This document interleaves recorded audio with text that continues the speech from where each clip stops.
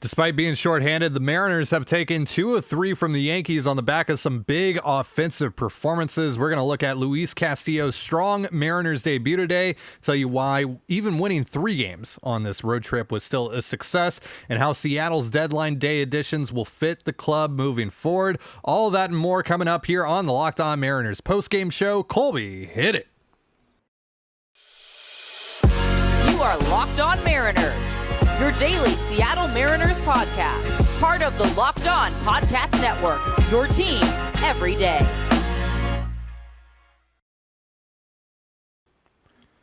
What's up, everyone? Welcome to the Locked On Mariners postgame show, brought to you by BlueNile.com. Make your moment sparkle with jewelry from BlueNile.com. And going on now is the Blue Nile anniversary sale. Save up to 40% on classic fine jewelry pieces and 25% on engagement ring setting. Shop stress-free and find your forever piece. Go to BlueNile.com today. It is Wednesday, August 3rd, 2022, and thank you so much for making us your first listen after the win. We are free and available on all platforms with new episodes dropping every Monday through Friday. I am your host, Ty Gonzalez, joined as always by my co-host, Colby Patnode. We cover the Mariners over at InsideTheMariners.com for Fan Nation over on the Sports Illustrated Network. Be sure to follow the show on Twitter at LO_Mariners. Follow Inside the Mariners at Inside Mariners. You can follow me at Dane Gonzalez, that's DaneGNZLZ, and Colby at CPAT11, that's CPAT11. Be sure to also check out our Patreon over at patreon.com/control the zone. We post 2 additional podcasts on there every single week. Again, that is patreon.com/control the zone. And if this is your first time joining us here on the Locked On Mariners podcast, welcome to the show. If you like what you hear, give us a follow or subscribe wherever you're listening to this. And if you're watching us on YouTube, hit the subscribe button, turn on the notification bell, and give this video a thumbs up. We greatly appreciate it. And of course, before we get into anything on today's show, we have picked a winner for our Mitch Haniger signed card, because you guys got us to 2,411 subscribers and a whole lot more by yesterday's trade deadline. So we have picked a winner for this card, and the winner is Adam Fink. Adam Fink. Congratulations, Adam. Please email us at lockedonmariners@gmail.com to claim the card within 48 hours of this episode being posted. If you do that, the card is yours. Please send us an address for us to mail it to you, and we will get it to you in short order. But again, congratulations, Adam, and thank you so much to everyone that helped us get to our goal. And thank you so much for entering, and thank you so much for supporting the show. And we might even have some more giveaways going on in the future. We're getting close to 3,000 subscribers, so hey, maybe we'll do something then. I'm not going to make Colby fork it over, though, this time. I think whatever giveaway we do next will come out of... It'll come from me. No, I did the tickets. I gave away tickets, remember? I gave away tickets to the... what was it? It was a Easter game or something in April? I forget. I gave away something. I did. Okay. Saying it's my card collection that's taking a hit, not yours, so... You know, that's true. I do have some cards. I don't have great cards though. Do you have a George Kirby rookie though, signed? No, but I feel like that might stay in my collection. Oh, you're saying that's too good for our listeners, our valued listeners? You care more about that George Kirby card than you do our getting 3,000 subs? That's interesting. If we're going by that logic, then Colby, then you'll have no issue giving away your Logan Gilbert signed card. When we get to 10,000, sure. 10,000. You said 5,000 last time you brought up. Well, now I have to give away a Mitch Haniger, so now it's 10. Deal with it. Fine. You greedy man. But yes, congratulations, Adam. Thank you so much to everyone that entered once again. Now let's get down to business. The Mariners have taken a series from the Yankees at Yankee Stadium, despite being down Julio Rodriguez and Ty France for all 3 games. And they did it mostly because of their offense. Their offense was great the last 2 nights. They exploded for 6 runs against Gerrit Cole in today's game, including 3 home runs from Eugenio Suarez, Carlos Santana, and yes, Gerrit Cole came through with a 2-run shot to make it 6-0 in the top of the first inning. They were able to add another run later on in the game on a solo home run by Jesse Winker because Gerrit Cole remembered that he is, Gerrit Cole. He ended up finishing the day with quite a few strikeouts and 23 whiffs. Led the game and then some with 23 whiffs. But as good as the offense was today, I think we need to talk about the new guy, Luis Castillo, who was on the bump for the first time in a Mariners uniform this afternoon. He goes 6 2/3 innings, had given up just 1 run and was trying to complete a 7th full inning, but unfortunately gave up a 2-run home run to Kyle Higashioka, and that ended his day at 109 pitches. But he was strong in this. He had 8 strikeouts, gave up 3 earned runs on 5 hits. What did you see out of the newest Mariner ace? A guy with filthy stuff who had like 45 grade command for most of the day, more or less dominate a good Yankees lineup. Granted, a lineup without Aaron Judge, but Who? that's yeah. I mean, that's not his fault. So no, he was the sinker was really good. Ton of run on the sinker. He actually struggled to land that arm side all that often. He missed outside to lefties quite a bit.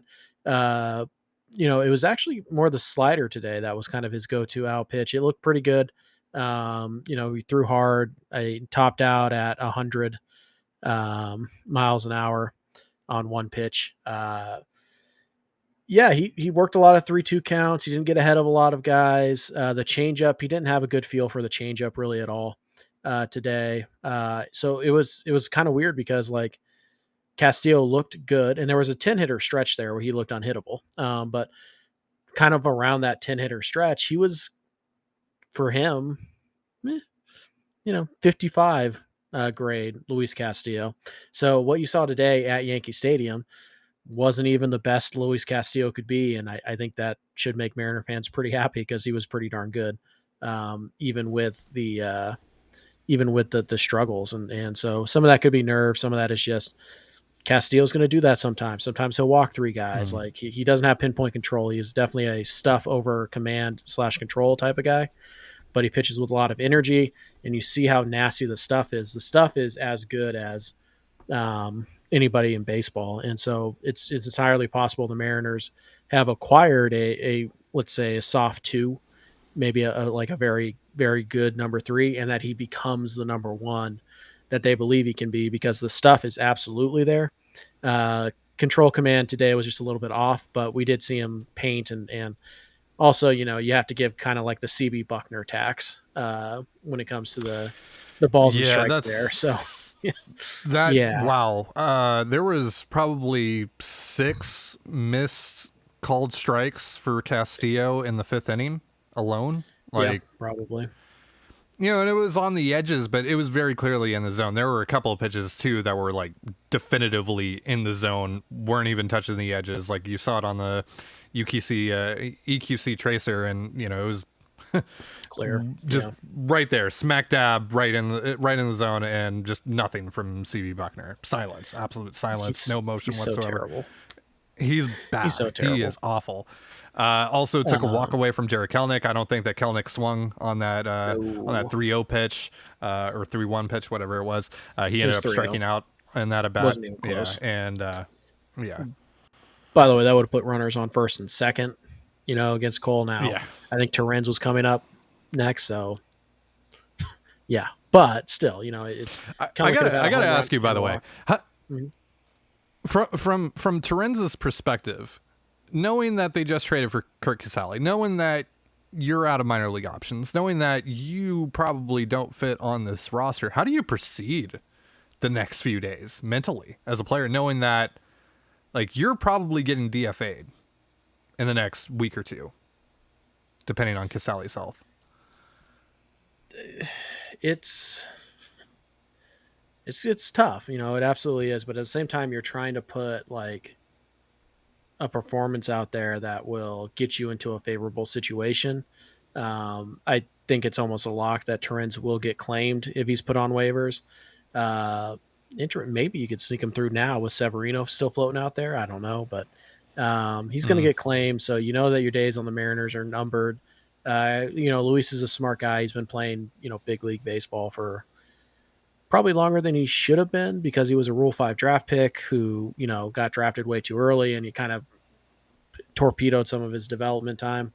But yeah, it's going to be tough, and you kind of soak it up and the odds are that you're leaving this really good situation in Seattle for a less good situation. Cause right now the teams that are, behind Seattle or the teams that are, you know, trying to claim Luis Torrens, they're probably not going to be good teams. So it's got to be tough. mm, I suppose it's possible the Mariners do kind of a phantom IL thing and then they can, you know, bench him, basically put him on the IL for a month and then just kind of have him finish out his year on a rehab assignment in Tacoma. Like they could finesse it that way, but I think Torrens would rather just, take his chances somewhere else. So it's a bummer. I'm sure Luis understands why he's not stupid.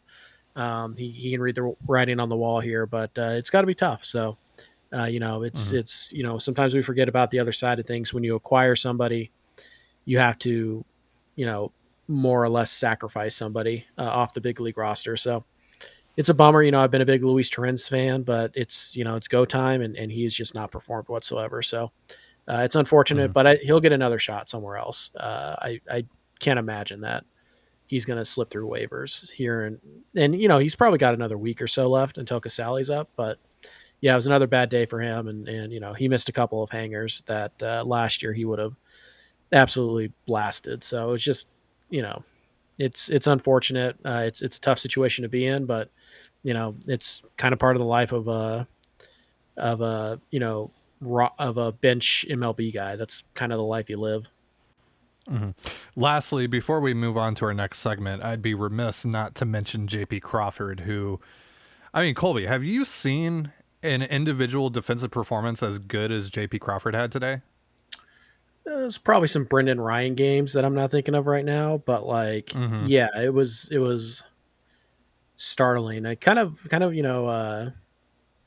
varied too. We had the line drive that he dove for. We had the really hard hit short hop that he kind of had to adjust for. And then you had the relay throw early, which really turned the tide of that game because at that point, Mm-hmm. Castillo wasn't really feeling it quite yet. And the Yankees were putting some balls in play against him pretty hard.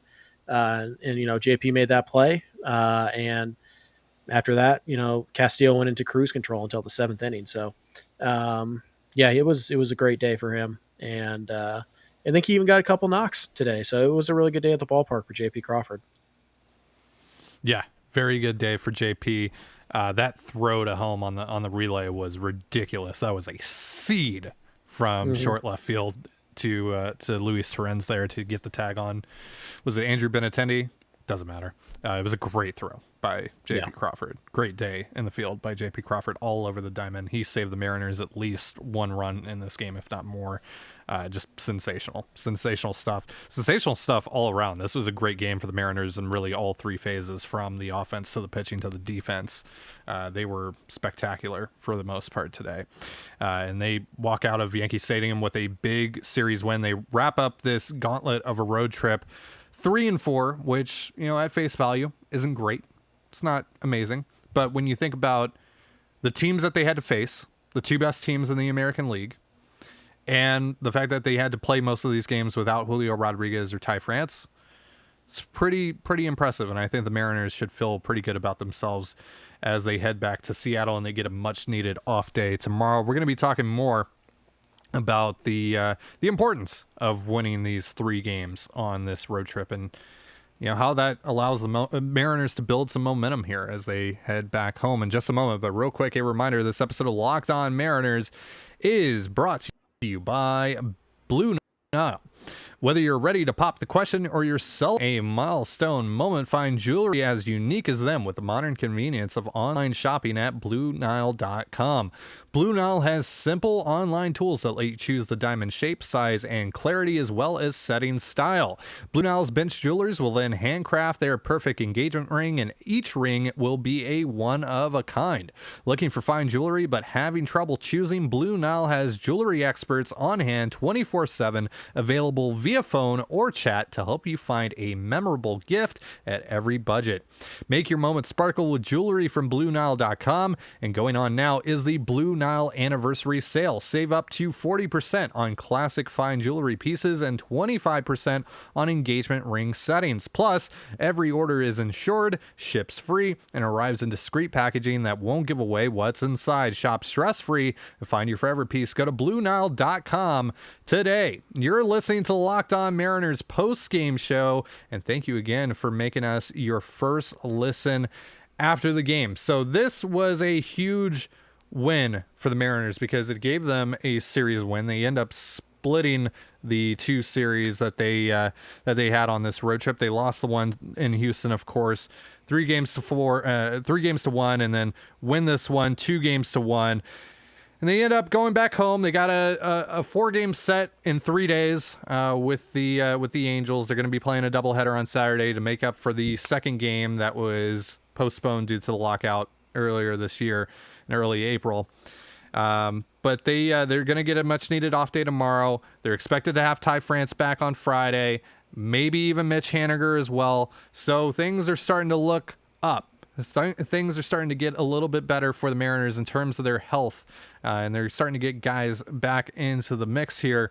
But they were able to survive here. This was very much a next man up type of road trip for the Mariners. We even saw Jack Larson make his major league debut at one point. They were pulling from every which way of this organization to piece this thing together, and these guys were able to fight and claw and stretch together 3 very crucial wins, because had this been any less, I mean, that would have been a disaster for the Mariners, especially in terms of the standings, because they entered this road trip, I believe, 7 games over 500. I might be wrong, and had they lost most of these games, they would have been either back at 500 or hovering right around there, and no one wanted that. No one wants that, even though that it is a gauntlet. You expect that there might be some struggles there. This was huge. This was huge for the Mariners to avoid disaster, and so.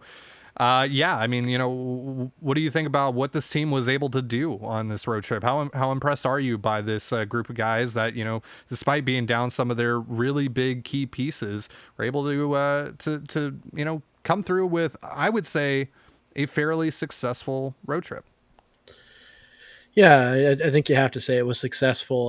Winning 3 out of 4 against, you lose the first, lose the first, 3 of this road trip, whatever. You come back, you win 3 out of 5, I should say, against 2 of the best teams, probably the 2 best teams in the American League. It's probably not debatable. And you do that without Julio Rodriguez, and you win 2 of the last 3 without Ty France also. It's pretty impressive. You also did that, by the way, without Logan Gilbert performing really at all. Gilbert was terrible last night, and yet you found a way to win that game. So you kind of done it with some unique characters, let's say. Adam Frazier's had a very good road trip. Sam Haggerty came up big after his adventurous weekend in Houston. So, Andres Munoz, who we hadn't seen for a while, came out. He was pretty good. So the Mariners have they found a way to win 3 of the last 5 against 2 very good teams. And they've done it without their 2 best players. And with one of their 3 or 4 best players not performing. Like I said, Gilbert was terrible yesterday. So it's unique. They've done it differently. They scored 14 runs in the last 2 days, 15 runs in the last 2 days. And again, they've done that without Julio, and they've done that without Ty France, and they did it against Jamison Taillon and Gerrit Cole. So it's one of those things where it feels like maybe Seattle's starting to get kind of its mojo back. Like they're starting to see the light at the end of this tunnel. They get the day off. Still not over. They have to play the Yankees 3 more times, but after they play the Yankees, the month of August lines up very favorably.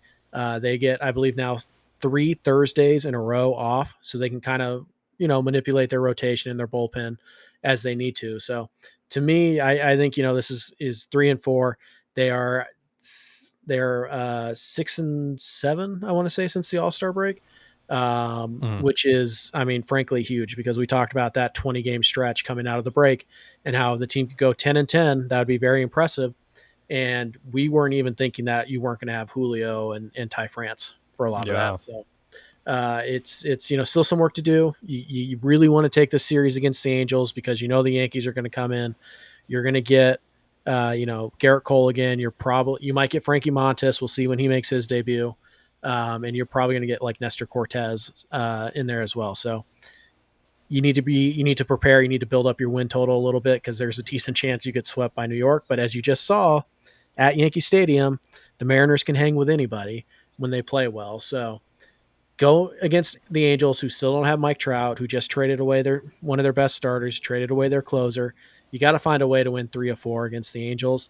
And then, after that, anything you get against the Yankees is kind of gravy. And then you start kind of this easier stretch of your schedule. Hopefully Robbie Ray has a bounce back game on Friday. And like I said, just find a way to win, to win 3 or 4 against a team that you should beat. I don't know if Ohtani's lined up to start in that series. I assume he is. And if that's the case, well, then I guess you can lose the Ohtani start.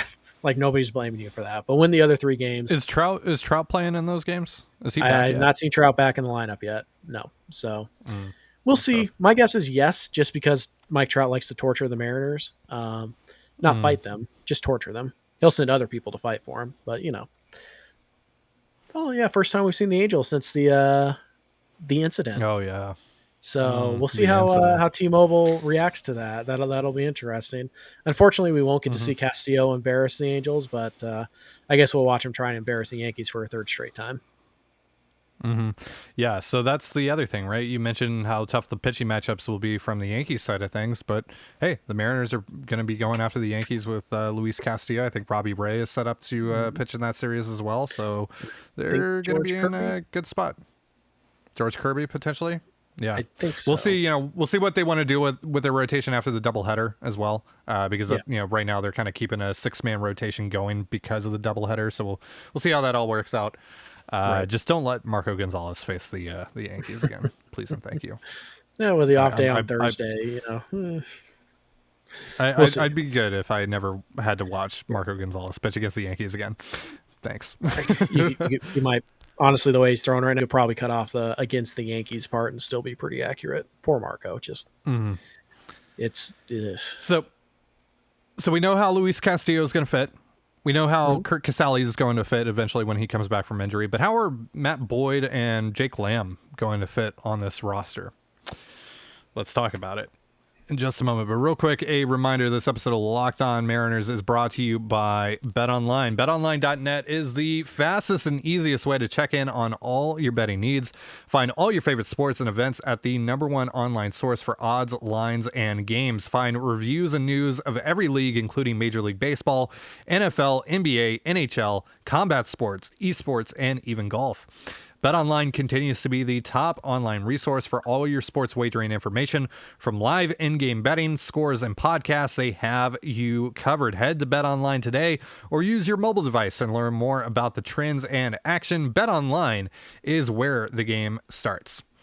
So, our feelings about the trade deadline yesterday, particularly what the Mariners did on deadline day, not the Castillo acquisition. Obviously, we love the Luis Castillo acquisition, but we felt like the Mariners could have done more yesterday before the 6 p.m. Eastern time deadline.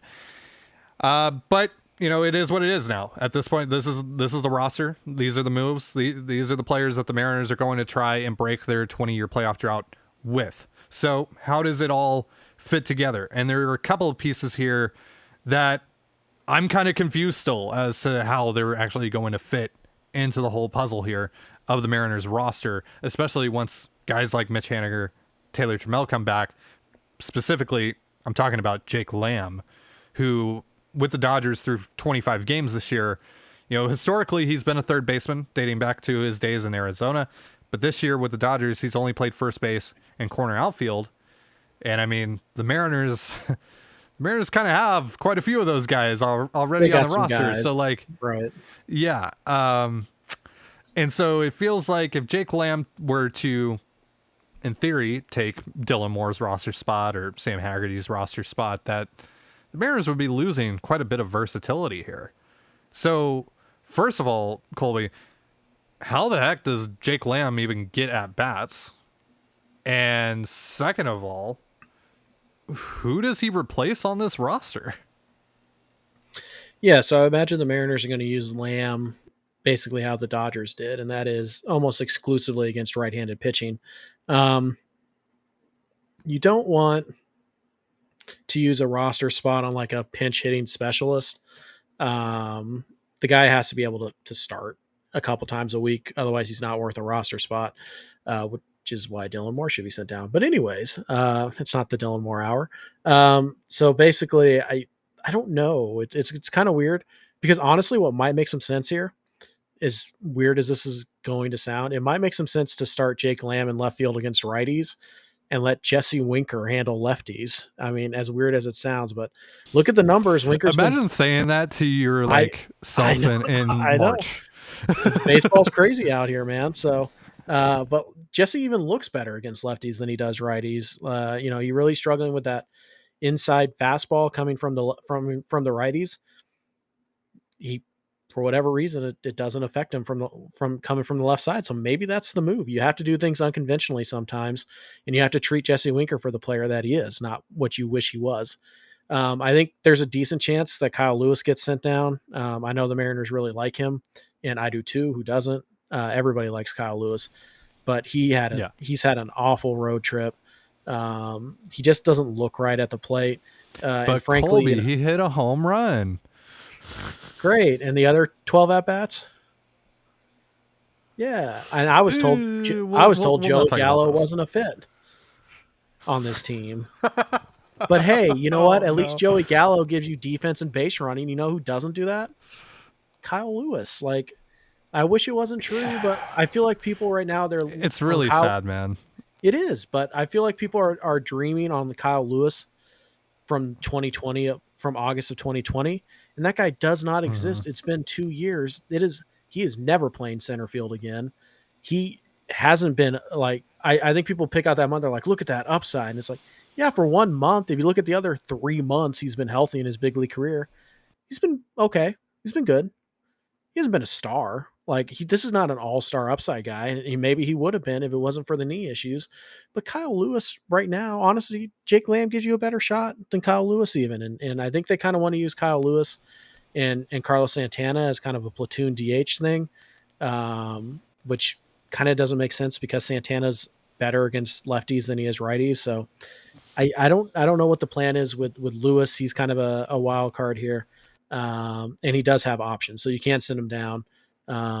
So you're kind of in this weird spot where there's a non-zero chance that Jake Lamb is with this team for like 10 days and then he gets DFA'd. But I don't think Jerry has that in mind. I think Jerry wants to put him on the bench throughout the year. And I guess one thing to note is that, in about a month, you are going to be able to add 2 players to your roster. The rosters will expand to 28. Yeah.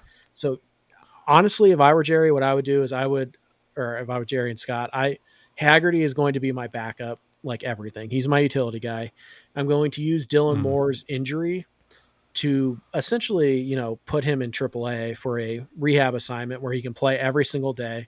I can maybe try and make some tweaks here and there with him. And then I'll call him up in September, for base running and defense. And then I'll allow Jake Lamb to kind of be not exactly the fourth outfielder, but I mean, it's weird, right? Because right now we know the Mariners are going to use 13 pitchers as long as they can, but they only have a 7-man bullpen right now, which we know Scott does not like. He's been very vocal about that. So are you sending Kirby down? Are you ping ponging George Kirby back and forth between AAA for the rest of the year?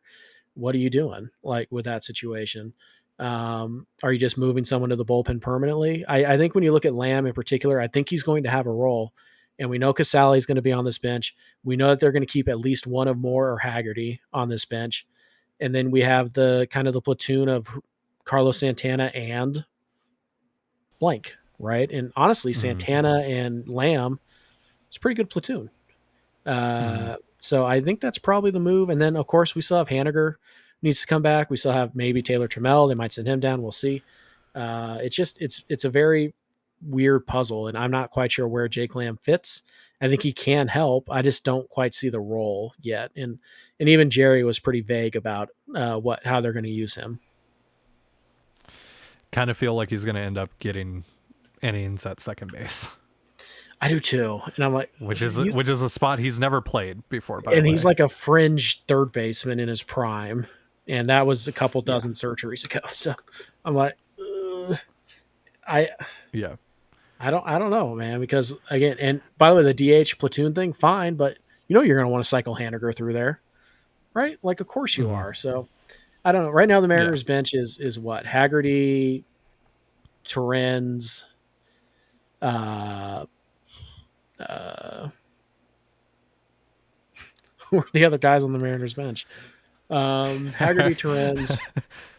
Yikes. Wow. Haggerty, Torrens, and then sorry. Haggerty, How Torrens. are you blanking on this? How are I want you? to see if you can get it. I want to see if you can get it. I think I'm trying to see if you can get it. I don't think you know this either. Well, technically, it's Haggerty, Torrens, Toro, and like Santana, Lewis, and those guys are kind of just rotating through there. All right. Well, then Casali's obviously going to take Torrens' spot. I think Lamb will probably take Toro's spot, right? Mm-hmm. And then I guess Haniger will take Travis Jankowski, of course. You totally missed Travis Jankowski. Yes, how could I forget Travis Jankowski, king of the bunts? So yeah. I mean, I would imagine that Kelnick goes down when Haniger's ready. That's the move there. Lamb will replace Toro. Casali will replace Torrens, and then you have Haggerty, and then when Dylan Moore's ready to go, I guess that's when they have to make a decision. Mm-hmm. And at that point, I'd rather have Sam Haggerty. It's not close. We could have a debate about Dylan Moore versus Kyle Lewis, but I'm not even entertaining a debate between Dylan Moore and Jake Lamb, because I think Jake Lamb can hit something. So I'm much more interested. I'm very intrigued by what the Mariners think they have found in Jake Lamb in the 25 games that he's played this year, because again, that's a very small sample size. But he's changed his setup at the plate. I'm not a swing guy, so I don't know exactly what's gone into his changes and what exactly he's doing differently from last year, but it looks different in his setup.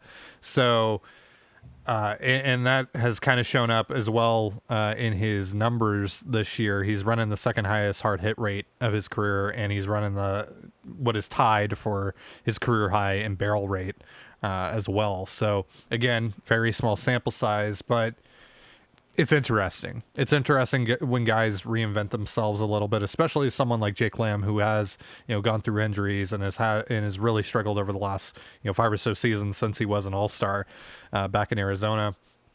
And hey, maybe it's a situation here where he's kind of going on a similar path to Brandon Drury, where Drury never was able to figure it out at the major league level, but now 6 or 7 years into his major league career, he's kind of figured it out. He's been, a highly, productive major league hitter.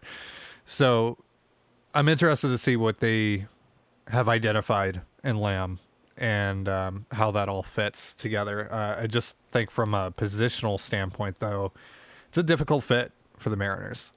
And, it does kind of make me wonder, like, if they were willing to add a player like this, and obviously it was just for cash consideration, so it's not this isn't an amazing comp, but like if they were willing to use a roster spot on someone like Jake Lamb, who plays corner outfield and first base, why weren't they in on Trey Mancini? Right. All I'm saying is, Ty, and we probably wrap on this, Jake Lamb is this year's Jake Bowers, and there will be no Jake Bowers besmirching on this podcast. Bowers Rangers forever, and we're going to be the Lamb Chops or something like that. We'll figure out the name later. But the Lamb yes, Chops. the Bowers Rangers are slowly transforming into the Lamb Chops or the Lamb Shanks or whatever. We'll figure it out. you have suggestions, leave them down in the comments down below. But Yeah. hey, don't pretend that Jake Bauers didn't help last year at times. Don't even pretend he didn't. So No. Special Agent Jake Bauers was awesome. Love Ty Jake is a Bauers. Jake Big Bauers fan hater. of Jake Bauers. I'm Jake Bauers stan. I'm the You were that- co-president of the Jake Bauer of the Bauer Rangers. I feel like you were more like the Rita, whatever her name was from Power Rangers, the villain. But okay, whatever. You want to try and co-op this? That's fine. I'm inclusive. It was my thing. It was my thing. Actually, you just rode the coattails. You just rode the coattails. Wow. Okay. We can pull receipts on that. That's fine. We'll just see. Bowers Rangers, baby. All right. We didn't really talk about Matthew Boyd there, unfortunately. Multi-inning So maybe reliever. that's something we Jerry's talk already about. said what he is. He's a multi-inning reliever. All right. Well, that's it. Thank you so much for joining us here on the Locked On Mariners podcast. For Colby Patnode, I'm Ty Gonzalez. Be sure to give us a follow on Twitter at LO_Mariners. You can follow Inside the Mariners at Inside Mariners. You can follow me at Dane Gonzalez. That's DaneGNZLZ. And Colby at CPAT11. That's CPAT11. You can also find all that stuff in the description of this episode. And thank you again for making us your first listen after the game. Now, make your second listen, the Locked On MLB podcast. MLB expert Paul Francis Sullivan brings humor, passion, and unique perspective on every team and the biggest stories around the league. Follow the #1 daily league-wide podcast, Locked On MLB, on the Odyssey app, YouTube, and wherever you get your podcasts, just like us. And with that, have yourself a beautiful baseball day, and we'll be back on a regular schedule tomorrow. So we'll see you then. Peace.